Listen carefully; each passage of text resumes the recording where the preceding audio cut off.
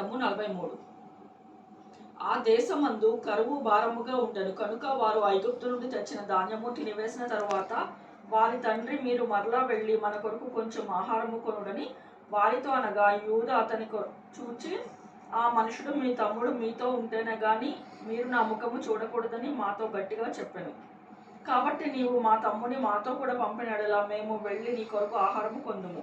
నీవు వానిని పంపనొల్లని ఎడల మేము వెళ్ళము. ఆ మనుషుడు, మీ తమ్ముడు మీతో లేని ఎడల మీరు నా ముఖము చూడకూడదని మాతో చెప్పినను. అందుకు ఇజ్రాయేలు, మీరు ఇంకొక సహోదరుడు కలడని మీరు ఆ మనుషునితో చెప్పి నాకు ఇంత శ్రమ కలుగచేయనేలా అనగా, వారు ఆ మనుషుడు, మీ తండ్రి ఇంకా సజీవుడై ఉన్నాడా, మీకు సహోదరుడు ఉన్నాడా అని మమ్ములను గూర్చియు మా బంధువులను గూర్చి ఖండితముగా అడిగినప్పుడు మేము ఆ ప్రశ్నలకు తగినట్లు అతనికి వాస్తవము తెలియచెప్పితిమి. మీ సహోదరుని తీసుకుని రండని అతడు చెప్పునని మాకెట్లు తెలియననిరి.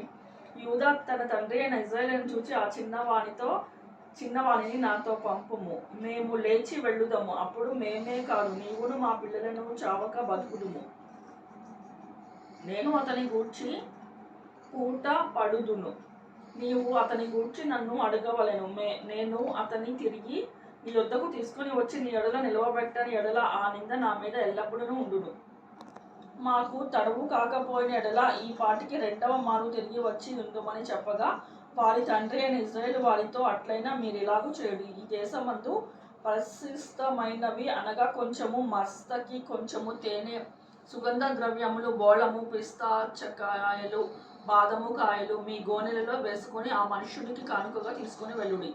రెట్టింపు రూకలు మీరు తీసుకొనుడి. మీ గోనెల మూతిలో ఉంచబడినవి తిరిగి వచ్చిన రూకలు కూడా చేత పట్టుకొని పోయినట్లా మరీ ఇచ్చివేయుడి. ఒకవేళ అది పొరపాటై ఉండును, మీ తమ్ముని తీసుకొని లేచి ఆ మనుషుని వద్దకు తిరిగి వెళ్ళుడి. ఆ మనుషుడు మీ ఇతర సహోదరుని బెన్యామీనును మీకు అప్పగించినట్లు సర్వశక్తుడైన దేవుడు ఆ మనుషుని ఎదుట మిమ్మును కరుణించునుగాక. నేను పుత్రహీనుడనై ఉండవలసిన ఎడల పుత్రహీనుడు అగుదు అని వారితో చెప్పాను. ఆ మనుషులు ఆ కానుకను తీసుకొని చేతులలో రెట్టింపు రూకలను తమ చెంత బెన్యామీనును తీసుకొని లేచి ఐగుప్తునకు వెళ్ళి యోసేపు ఎదుట నిలిచిరి. యోసేపు వారితోనున్న బెన్యామీనును చూచి తన గృహ నిర్వాహకునితో, ఈ మనుషులను ఇంటికి తీసుకొని పోయి ఒక వేటను కోసి వంట సిద్ధము చేయించుము.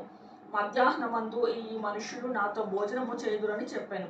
యోసేపు చేయనట్లు అతనికి చేసి ఆ మనుషులను యోసేపు ఇంటికి తీసుకొని పోయాను. ఆ మనుషులు యోసేపు ఇంటికి రప్పింపబడినందున వారు భయపడి మొదట తన గోనెలలో తిరిగి పెట్టబడిన రూకల నిమిత్తము, అతడు మన మీద అకస్మాత్తుగా వచ్చి మీద పడి మనలను దాసులుగా చెరపట్టి మన గాడిదలను తీసుకొనుటకు లోపలికి తెప్పించెననుకొనిరి. వారు యోసేపు గృహ నిర్వాహకుని యొద్దకు వచ్చి ఇంటి ద్వారమున అతనితో మాట్లాడి, అయ్యా ఒక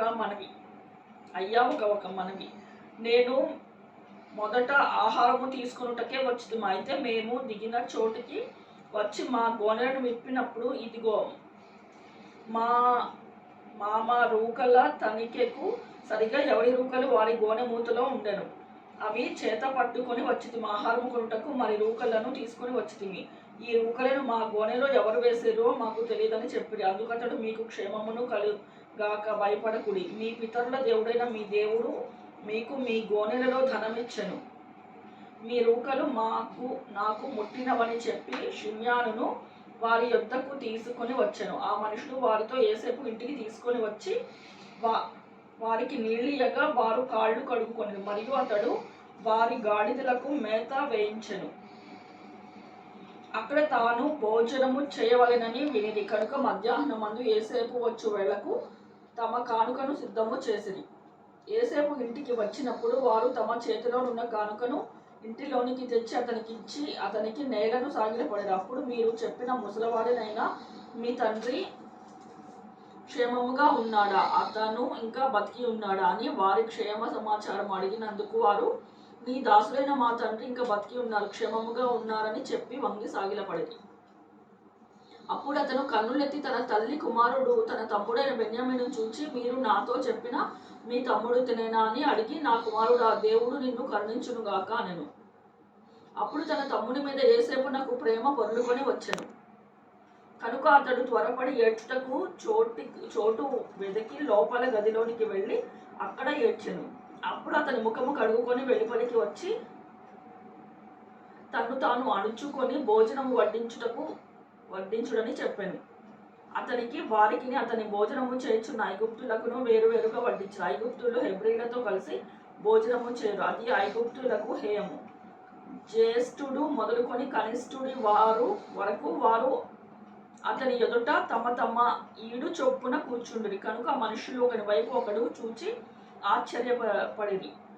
మరియు అతడు తన ఎదుట నుండి వారికి వంతులెత్తి పంపెను. బెన్యామీను వంతు వారందరి వంతుల కంటే 5 గొప్పది. వారు విందు ఆరగించి అతనితో కలిసి సంతుష్టిగా తాగిరి.